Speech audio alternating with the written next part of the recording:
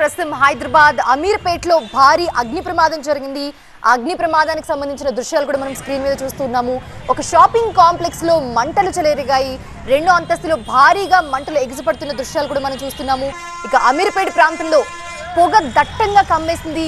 మంటలను ఫైర్ సిబ్బంది అదుపు చేసే ప్రయత్నం చేస్తూ ఉన్నారు.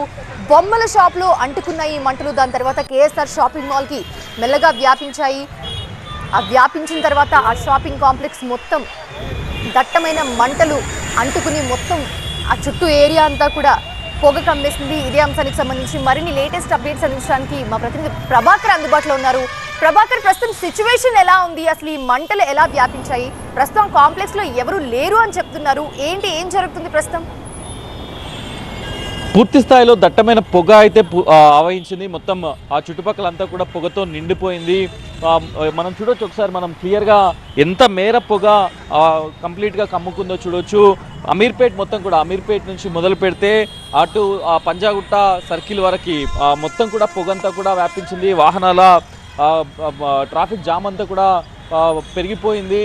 ఆ పొగలో ఎవరు కనబడలేని పరిస్థితి అయితే కనిపిస్తుంది. టాయ్ షాప్ ఉంది, టాయ్ షాప్ పక్కనే షాపింగ్ మాల్ ఉంది, అది క్లాత్ షోరూమ్ అది.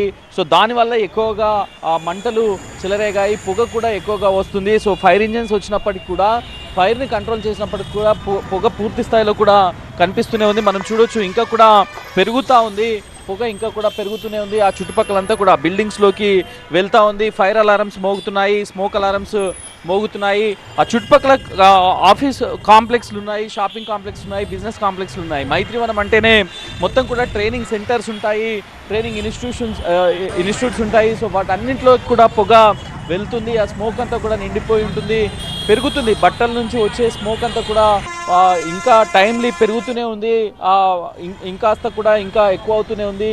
ఫైర్ అయితే ఆగిపోయింది, క్యాజువాలిటీస్ అయితే ఏమీ లేవని అధికారులు చెప్తున్నారు. ఫైర్ అధికారులు, హైడ్రా అధికారులు చెప్తున్నప్పటికీ కూడా సో ఇంకా ఈ పొగ వల్ల మాత్రం ఇబ్బంది అయితే పడుతున్నారు. సో క్యాజువాలిటీస్ ఎవరైనా వర్కర్స్ లోపల ఉన్నారా, వర్కర్స్ ఎవరైనా లోపల చిక్కుకొని ఉన్నారా అయితే చూడాల్సి ఉంది. టాయ్ షాప్ అయితే పూర్తిగా కాలిపోయిన నేపథ్యంలో లోపల ఇంకా ఎవరున్నారు, ఏం జరుగుతుంది అనేది అయితే చూడాల్సి ఉంది.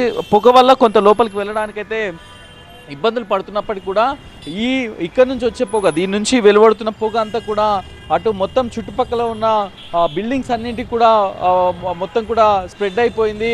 అక్కడ కూడా ఇబ్బందులు పడుతూ వాళ్ళందరూ కూడా బయటకు వచ్చేసిన పరిస్థితి కనిపిస్తుంది. సో మొత్తానికైతే అమీర్పేట్లో జరిగిన ఈ ప్రమాదం ఇప్పటికే అటు ఉన్నతాధికారులు కూడా వెంటనే రష్ కావాలని చెప్పారు. ఫైర్ ఉన్నతాధికారులు, హైడ్రా ఉన్నతాధికారులు కూడా చేరుకుంటున్నారు. Right, thanks for the updates Prabhakar.